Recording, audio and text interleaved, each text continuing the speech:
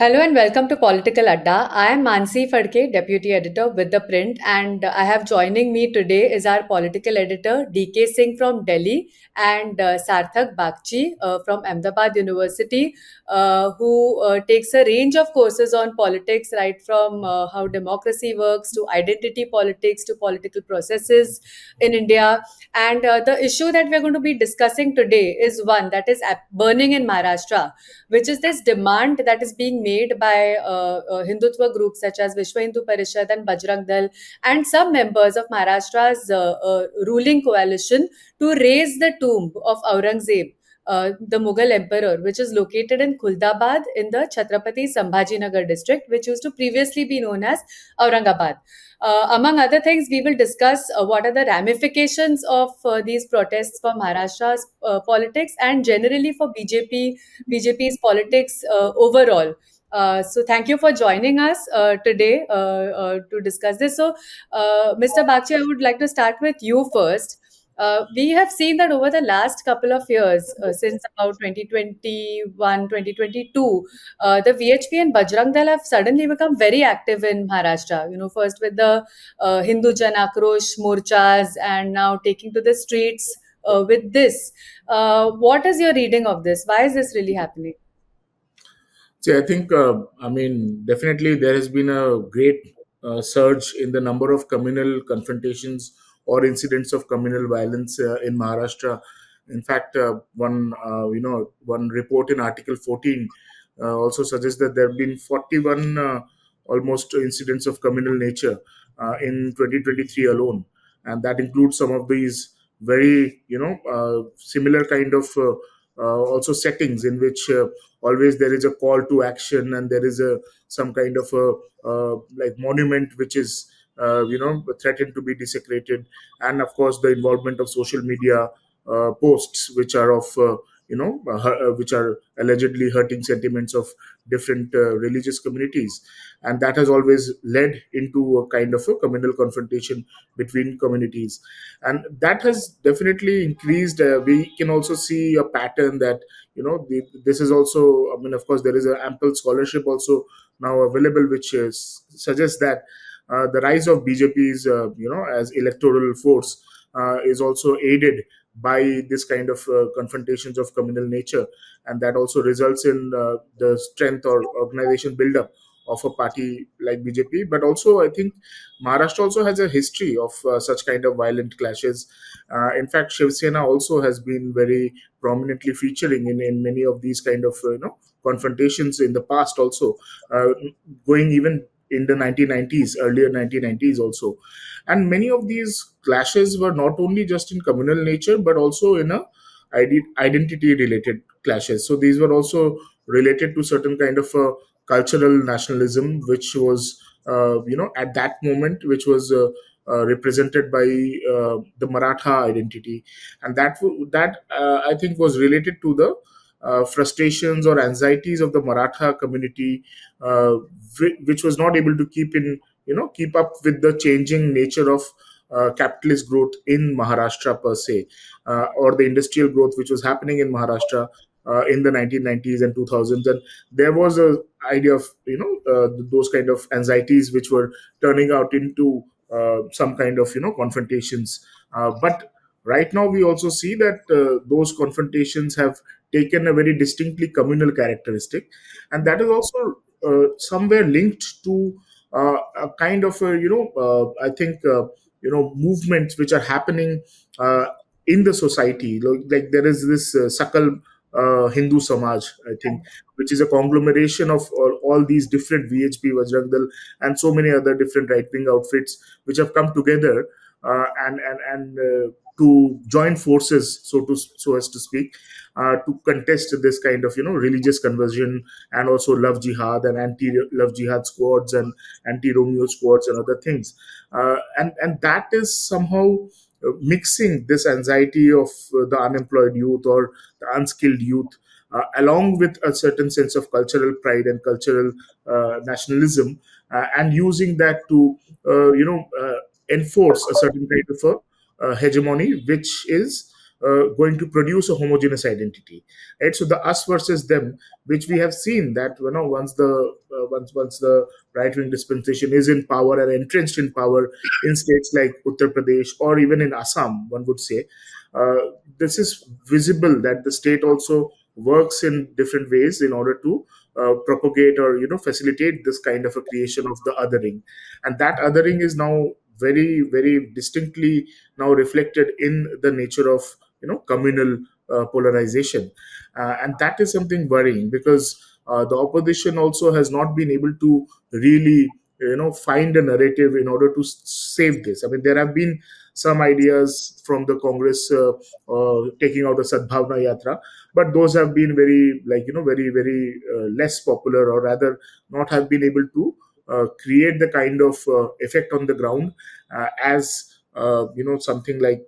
these confrontations or these kind of clashes, regularly occurring clashes, are also suggesting. I mean, I would also like to remind that Yes, this please.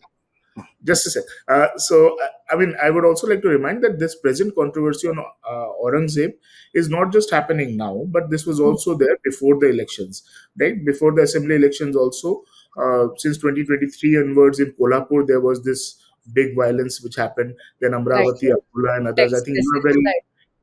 you have very nicely mapped it out in an article in the print itself, and that is a very important kind of a a kind of a chart of all the incidents. But the present chief minister, when he was the deputy chief minister, also used this very phrase called Aurangzeb ki aulade, right? I mean, this is Right. before this assembly elections.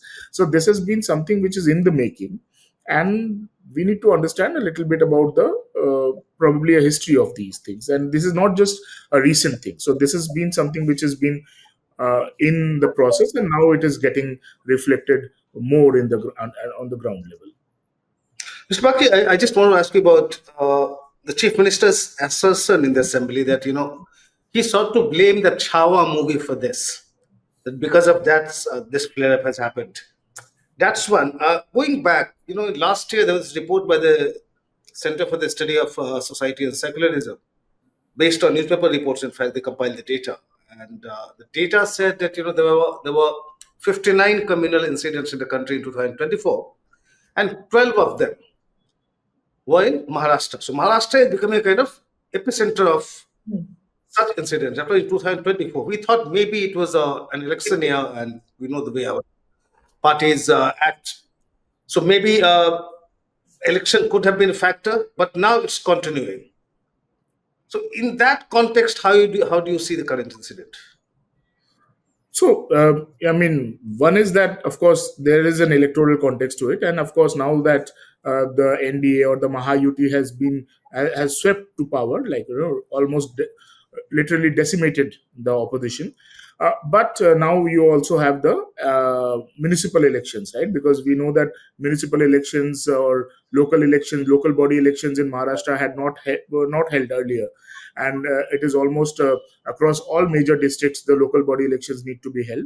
So there is definitely one kind of an electoral angle, but I think it will be very short term kind of a goal, and I think it will be also very naive to reduce the idea of these kind of clashes or these kind of approaches to just electoral pursuits, which they are, but not.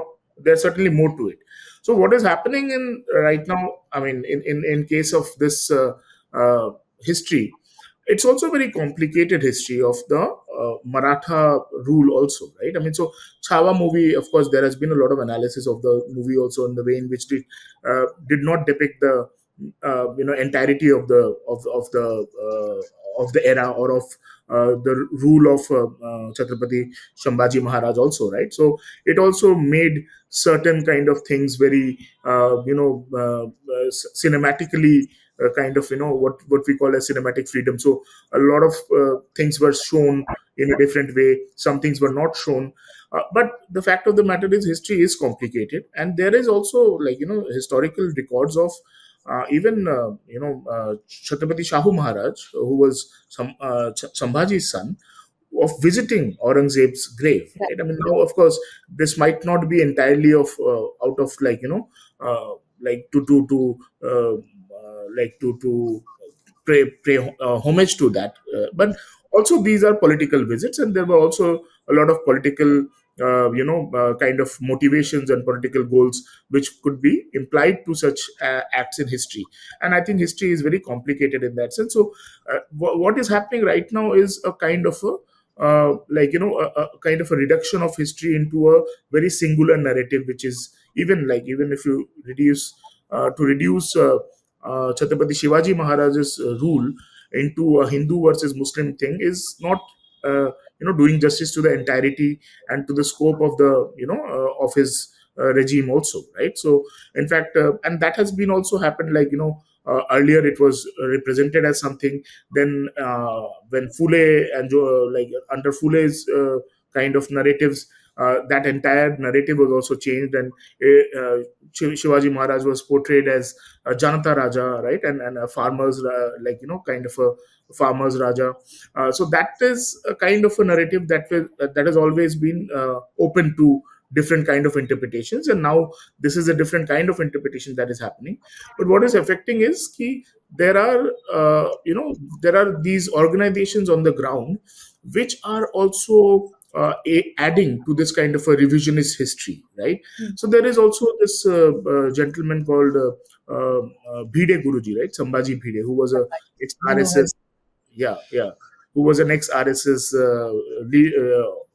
member, and now he has this organization called Shri Shiv Shahi Shiv Pratishthan, Pratishthan Hindustan. Hindustan, Yeah. right? Yes.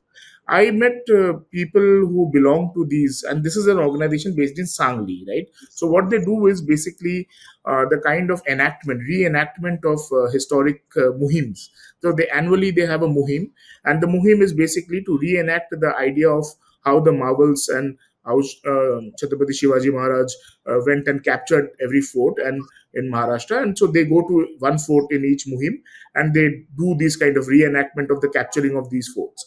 And these are I met young men who are participating in these kind of muhims every year, and this gives a sense of, and I met them in as far as Nanded or in Amravati also, right? So this is not only regional idea of sub-regional idea of Western Maharashtra, but this is something which is percolating even further down in the hinterlands of Maharashtra.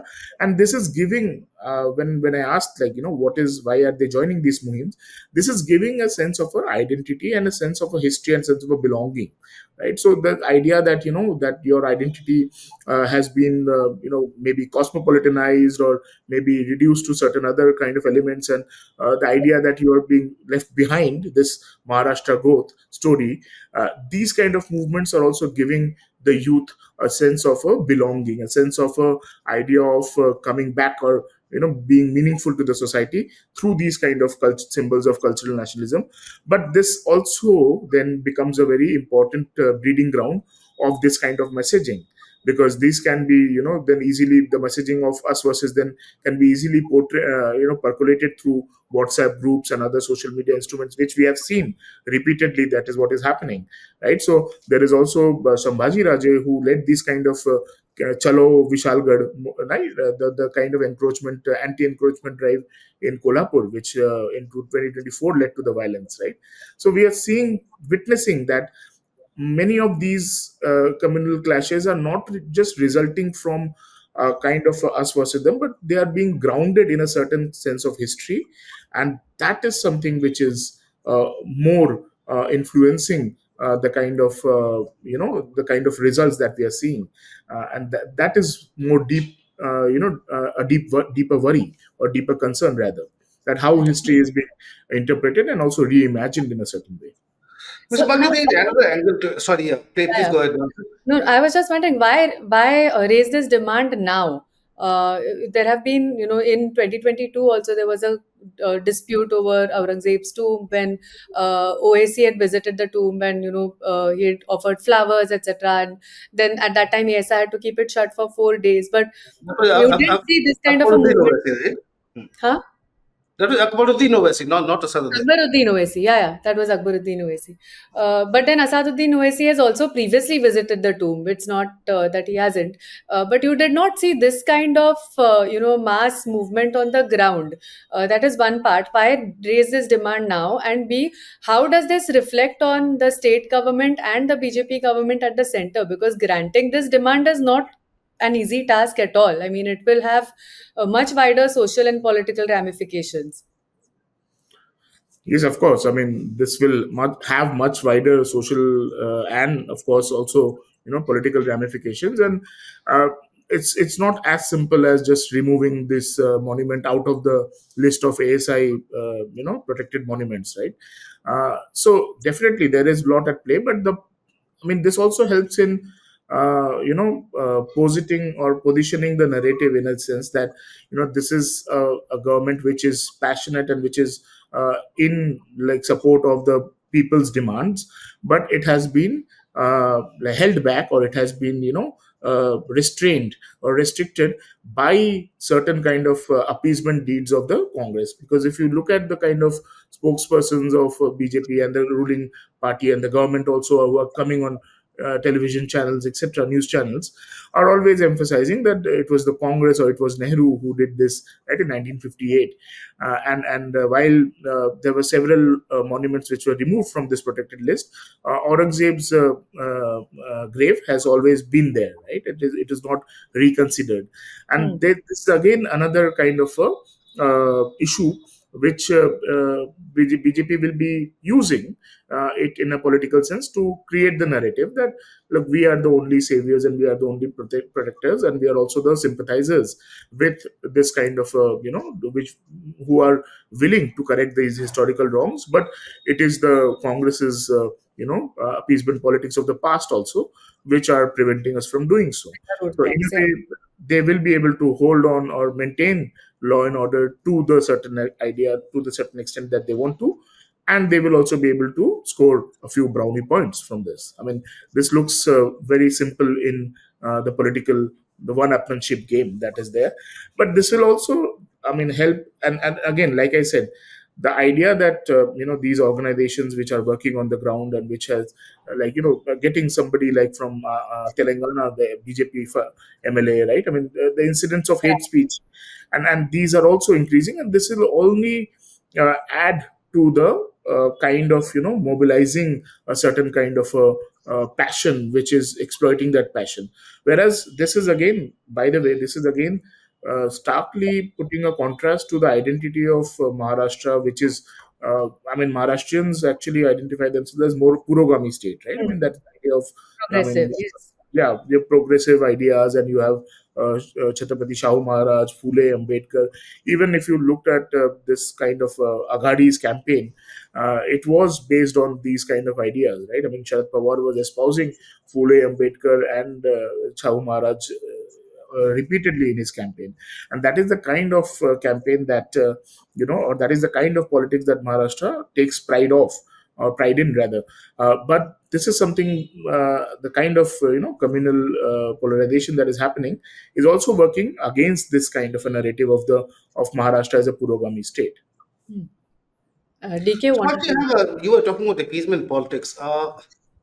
So if we look at the entire debate, so you have on the one side you have people like say Abu Ajmi or the Bihar MLC Khalid Arba, who have gone public basically defending Aurangzeb, saying that he was a good administrator.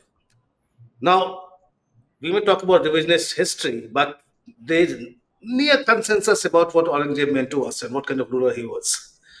Why do these politicians think that support to Aurangzeb will resonate with the masses, with the Muslims? We heard what Yogi Adityanath was saying, that anybody who is making Aurangzeb a hero has to be mentally challenged. He said somebody who imprisoned his father. I mean, how could he be your hero? So, given the history you have, I mean, why should these politicians be trying to, support Aurangzeb? Do they really think that they support for Aurangzeb on the ground, and their support will resonate well with the vote bank they're looking at? See, I think that's actually a very, very good question, because I mean, in my opinion, I mean, Abu Asim Azmi's comment was very unnecessary. I mean, of course, even if we could understand that, one would give him the kind of benefit of doubt that he was trying to be nuanced, but I think politics is not a space for being nuanced, because in politics, I mean, nuanced arguments are just not, like, valued, rather. So clear positioning is very important as long as you are in popular politics. And I think case of Aurangzeb is, I mean, somewhat less complicated to somebody like, Tipu Sultan, right? Whether he is a kind of, bigot or a freedom fighter, that can be a more topic of a complex debate, more complex debate. Aurangzeb is more or less very simple. That of course he was, cruel, but of course there are other complexities to that kind of history, and he was not the first one to also do the things to his father or brothers. It was a kind of, it was a common practice among the Mughal dynasty or the Mughal kings to do this, and something similar had happened. And I think even probably there is some history of, even Sambhaji Maharaj also cooperating with Aurangzeb in the beginning for some time, and then again going against him. And of course, I mean, like I said, history and past is complicated, and it is. I mean, for politicians. I mean, really, or like Abu Asim Azmi or others, I think they're also trying to cater to a kind of a core constituency or a core mass. And in fact, these comments can also, while this can also lead to a lot of repercussions, but I mean, this also gives, to say in Hindi, some kind of a, sasti lokpriyata.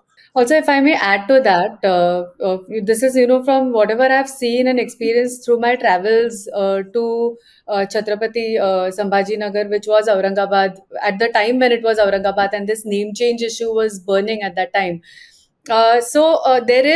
There is an audience for Abu Azmi's statements among the Muslims. There is a definite audience. I don't know how big that audience is, but the first part to it is that it's not about Aurangzeb's tomb. The community looks at it as trying to wipe out any connection to Islamism or any connection to any Muslim figure. That is the way they see it. The second thing is particularly with regards to Aurangzeb. Now I remember sitting at a tea stall, literally, and I mean this family was living in a shanty and also running a tea stall outside their shanty, and they were talking to me about how them and a lot of their friends and family acknowledged that Aurangzeb was a very cruel administrator. But then at the same time, what they admire in him is this life of austerity that he is supposed to have been living. So they look at it, it's almost like a fakir style of living that they describe, where he used to knit his own prayer caps and he used to write the Quran with his hand. And then he used to sell those prayer caps that he knits on a daily basis and use that income to meet his personal expenses. And he had kind of stopped all sorts of feasting and festivities and dances in Mughal courts, which was, he looked at it as unnecessary expenditure. And even when he was ultimately buried at Kuldabad, his wish was that he wanted to be laid to rest in a very, in not a grand manner, considering he was an emperor. He wanted to be laid to rest in a very simple way with, a tree of sweet basil next to his grave, and there should be no zari, and several things that he had actually written down. So that is what certain section of the Muslim community looks up to in Aurangzeb. I don't know how big that section is. That's my 2 cents on this. Yeah, no, you're right. Actually, in fact, I think I read somewhere that the cost of the building the grave or the construction of the grave was also Huh. paid for by the money that he made by selling caps, And right? so Or it was the like caps barely that he some had few made. annas.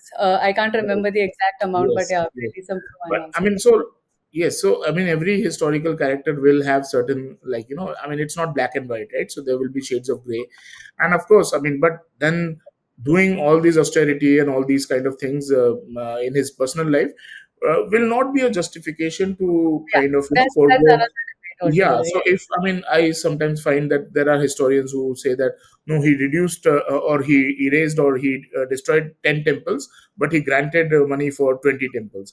But Hmm. that doesn't really, like, it's not a, like, Yeah. kind of a quantification of what you did and like how much you did and all, but it is also the kind of impact that he had on the society or on the period. But at the same time, it is also not probably justified or even probably proper to use our modern understandings and modern values to, like, retrofit them into a historical figure, like, of 300-year or 400-year old, right? So I think the sensibilities of those times were very different from what the sensibilities of a modern society, which is based on certain ideas of accommodation, plurality, tolerance, secularism, different things. And I think it's also very, that's what creates a problem when we try to retrofit these into past historical acts. Another side to it. So, as Mansi, as you mentioned in your article, you were quoting the Samana editorial, which actually said that people who were demanding this, I mean, they want the removal of Aurangzeb Tomb, they are branding themselves as Taliban Hindus. I mean, that's what exactly Yeah, the Samana editorial yeah. wrote. So that won't really go down well with the Shiv Sainiks. Given the kind of atmosphere you have today. Hmm. Why is Uddhav Thackeray Sena taking that stand? And the two angles to it. One is it becoming a fight over the Shivaji's legacy between the two Senas, especially before the BMC elections? Secondly, if it keeps going on the way it is, does it also benefit the BJP in the sense that Shivaji's political legacy is more or less, or has been more or less settled in Maharashtra, that it's the Sena. Now the BJP is taking claim. So is it also something like a very I mean, probably it's at a very nascent stage, but the BJP trying to take over that legacy now. Now that it's a biggest party, it can afford to that take that legacy away from the Sena, and that's why you see the involvement of all these the VHP and the Bajrang Dal. And could that be also an angle? Is So, it to me or to yeah, Yeah, yeah. yeah. This is up. Yeah, no. So yes, you're actually right that this. I mean, this was also linked very much to BJP creating its kind of a hegemonic space in the state, and uh, occupy the space which was earlier, in fact, dominated by Shiv Sena. Cut. I mean, splitting the Shiv Sena into two was maybe the first step of appropriating that space. And now, of course, we know that even Eknath Shinde, who's actually a very popular leader in the state, and in fact, he is actually, some would say, probably even more popular than the present chief minister. But this kind of a incident, or this kind of a episode, gives Fadnavis the kind of opportunity also to emerge as the protector of the legacy of Chhatrapati Shivaji Maharaj, and also enables BJP to project itself as the kind of protector of that entire kind of politics that Shiv Sena was preaching to some time back. And of course, now the statement by Uddhav Thackeray's Shiv Sena is interesting, because I think Sanjay Raut also said that that grave should be there to to celebrate Hmm. the failure or the downfall of the Mughals. And that is an interesting take on this. So that is again a different approach to project the legacy or the kind of valor of the Maratha state.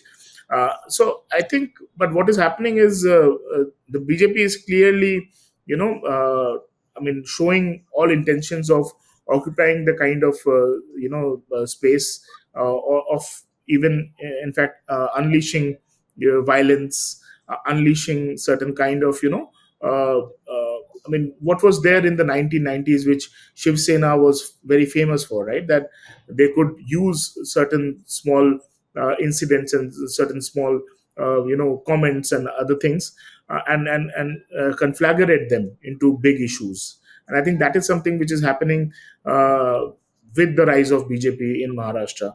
That BJP, on these kind of different kind of organizations that we just mentioned, are also replicating that kind of playbook, which brought Shiv Sena into a very prominent position in the state politics. Because I mean, before that, Shiv Sena was largely limited to Mumbai and the Konkan region, but Shiv Sena's actually inroads into the heartland, or like the Maharashtra rural hinterland, was based on certain ideas of cultural nationalism and communal politics, which dominated the 90s, right? So the shift from nativism to Hindutva by Bal Thackeray propelled Shiv Sena into a kind of a center stage of Maharashtra politics, and that is something that the BJP is also using, and using it in a more well-oiled organization, and through its own uh, ability to uh, to facilitate such organizations, and also its control over the police. I mean, that is something which is very important. We have to Yeah. understand that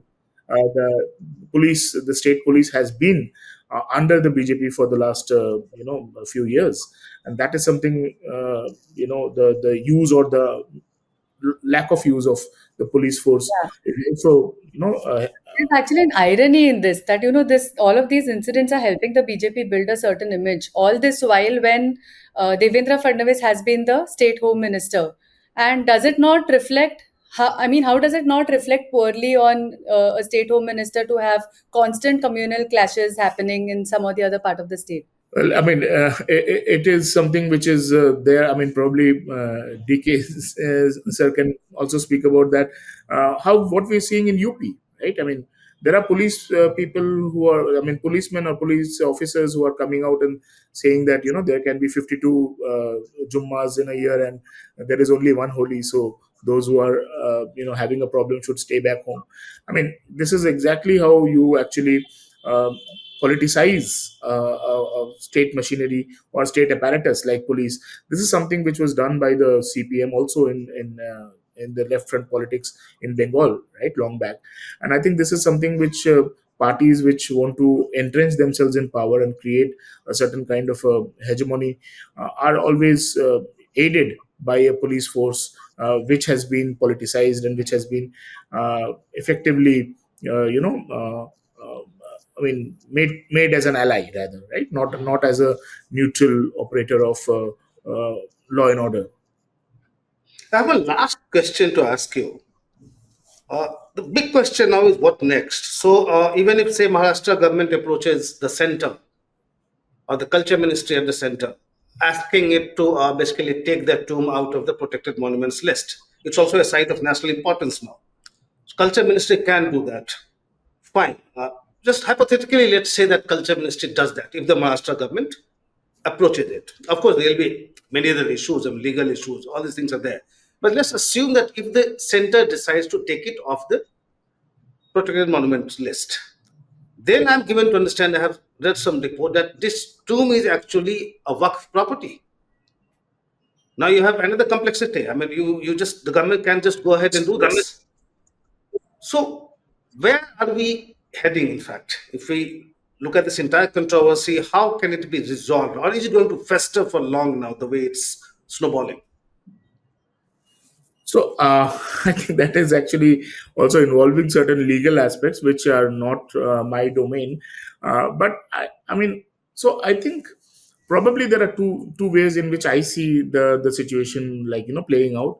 Uh, I don't think really that the center would really approve of this demand, because I think at the center, Prime Minister Modi is trying to create an image of himself as a statesman, as a kind of a leader who's talking about world peace. I mean, given that recent podcast interview that he did with the American podcaster, right?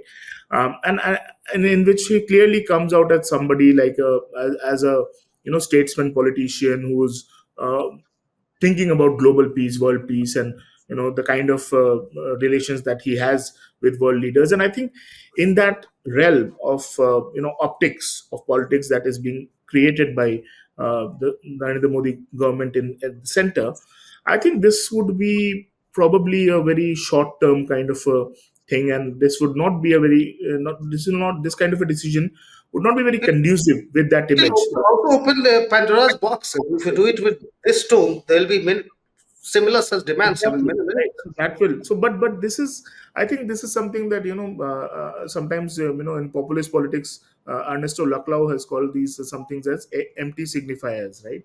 And this is one of those empty signifiers, which is not to do change, right, the status or change that, but it is just to show that this can be done, right? It is to show a message to the community, the receiving community, that, the status is not so secure, or you're not so safe in terms of protecting your monuments, or protecting your beliefs, or protecting your ideas, but, or even protecting your history, because this can be challenged and this can be changed at the wishes and at the whims and, wishes of the majority community. So this is a classic kind of a majoritarian trope, which is, to not to directly take an action, but to show that an action can be taken, right? And therefore, that idea that, the status of the other, right, has to be reduced to a certain kind of that,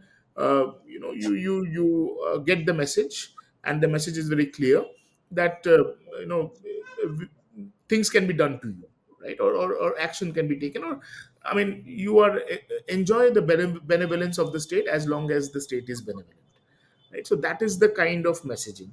So I don't think that, like a real, nobody will be actually even going to, pick all the sites and do all these things, but it is just to show that this can be done, right? And I think that is something which is, which is a kind of tactic, that this situation would probably end up in, um, and that is my, like, I mean, again, that is my guess, and that is probably, uh, what I think of this, and this may, play out differently, eventually, but I think this is something that is the outcome of this particular controversy. So you don't see the Fadnavis government even approaching the center, because he will try to be seen as doing something. I'm not too sure. Like I said, that, approaching the center would actually put the ball in the center's court, right? That the center is not taking action, but rather this is a kind of a thing which is, which is, it's easier, or it's more convenient for the BJP to blame it on the Congress, that this was done by Nehru and this cannot be changed, right? And I think that will be a more convenient narrative even to, play out, for, the BJP's or for the Fadnavis government's, action, or rather inaction on this, right? So I think this is something that will happen, because now they have also said that, they will be, the police or the state will be protecting that, that monument, because they are dutifully bound to do that, right? But they're also bound to maintain law and order and to control these kind of aggressions, which they are not doing clearly. But it is basically to selectively pick instances in which the state can say that, we are actually, doing our duty. In So, that case, Fadnavis will have to go to Nagpur and ask for interventions. I mean, ask the VHP and the Bajrang Dal to back off. so that, again, I think, I mean, Fadnavis will be probably going to Nagpur, with, Narendra Modi also, right, coming in. That is what I read somewhere, that 30th, they will yes. be, visiting, and that is again, a different kind of a, discussion altogether. But I think, like I said, this theory of, of the warning, or of this kind of a, you know uh, positioning, I think that will still be prevailing. So I don't think the, request to BJP and to other things will be to completely withdraw or to Hmm. completely control these things, because I think this will be seen as, a kind of a, a necessary, nuisance, Hmm. so that, the idea of threat, is, is maintained, rather, but not executed, right? Right. Because the execution should be in the control of the state, but, the idea that this should be there, so Hmm. that it's not completely settled. And So I think basically, you need to sometimes, keep the pot boiling. Ah, yes, so basically there's that. more political capital in keeping it festering, basically. Yes, because, I mean, elections are not just ending, with the next local body elections, but And we don't it is even about, know when the next local body elections are. So, yes, yeah. yeah, yeah. All right, we'll end on that note. Thank you so much, Mr. Bakshi, for joining us at such a short notice today. And thank you so much, DK, for your interesting inputs as always. And thank you to our viewers for watching.